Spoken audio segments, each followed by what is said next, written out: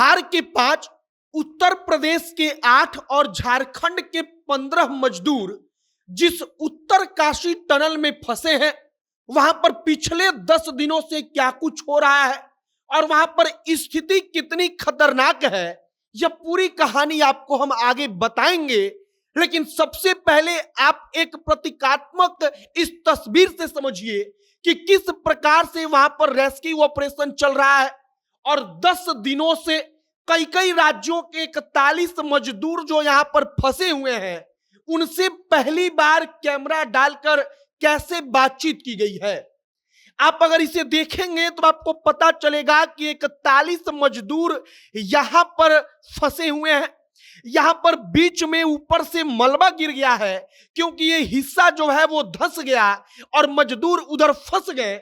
और आप इधर देखेंगे तो यहां से एक पाइप जो मात्र 6 इंच का है, उस 6 इंच के पाइप को डाला गया है।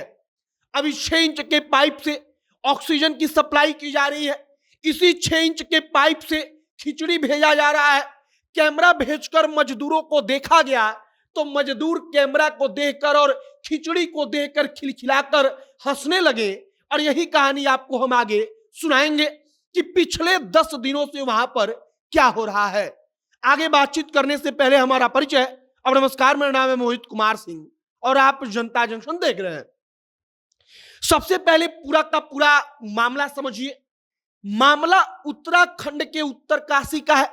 अब उत्तराखंड में पहाड़ पर इस प्रकार के सुरंग बनाए जाते हैं, टनल बनाया जाता है और इस टनल को काम को पूरा करने के लिए जो मजदूर होते हैं वो सुरंग बनाते हुए मशीनों के सहारे धीरे धीरे आगे बढ़ते हैं।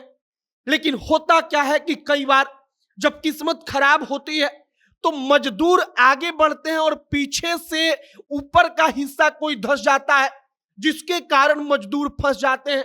और यहां पर भी ठीक वैसा ही हुआ। अब आप जरा इसे गौर से देखिए। दैनिक भास्कर ने इस तस्वीर को बनाकर समझाने की कोशिश की है, जिस तस्वीर के माध्यम से हम भी आपको बता रहे हैं। एक पूरा का पूरा टनल, जिसको आप सुरंग कहिए, यहां पर बनाया जा रहा है।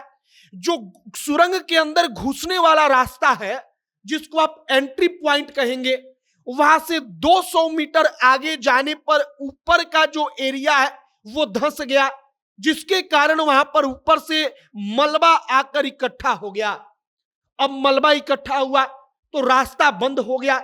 अब आप सोचिए कि एक सुरंग हो, पाइप हो, उसमें 41 लोग हो और वो पाइप बीच में से बंद हो जाए तो उन 41 लोगों के पास बचने के लिए क्या उपाय होगा। सबसे पहली जरूरत उनके पास होगी कि उनको ऑक्सीजन की कमी ना हो और इसके लिए तत्काल वहां पर कार्य प्रारंभ किया गया।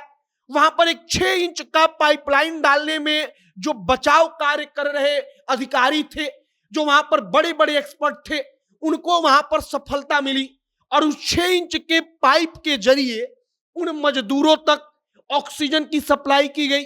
अब मजदूरों के पास बोतल में भरकर खिचड़ी पहुंचाई गई। उसके बाद इसी पाइप के जरिए वहां पर एक कैमरा भेजा गया और उस कैमरा के जरिए पहली बार मजदूरों से बातचीत करने की कोशिश की गई। जब मजदूरों ने कैमरा देखा तो मजदूर वहां पर खिलखिलाकर हंस पड़े। वे खुश हो गए क्योंकि उनको उम्मीद है कि बाहर जो लोग हैं, जो सरकार है, उनकी जो प्रशासन है, वो उनको अंदर से बाहर निकाल कर ही रहेगी।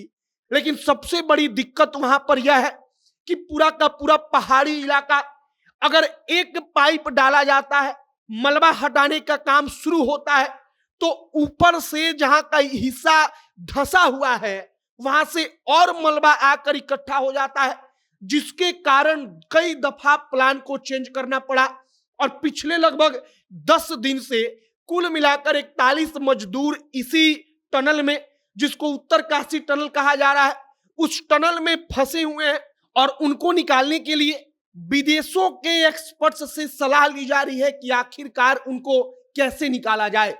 फिलहाल वहां पर एयरफोर्स के विमान से मशीनों को पहुंचाया जा रहा है। तमाम मशीनों को वहां पर लगाने के बाद बचाव कार्य शुरू होता है।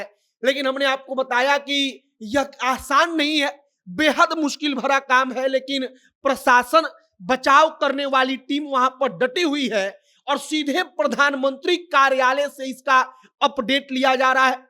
अब आगे देखते रहिए कि वहां पर क्या कुछ होता है और कब तक यह खबर आती है कि 41 मजदूरों को निकालने के लिए मलबा के अंदर से इतना मोटा पाइप डाला जा चुका है कि अब उससे मजदूर बाहर निकल पाएंगे।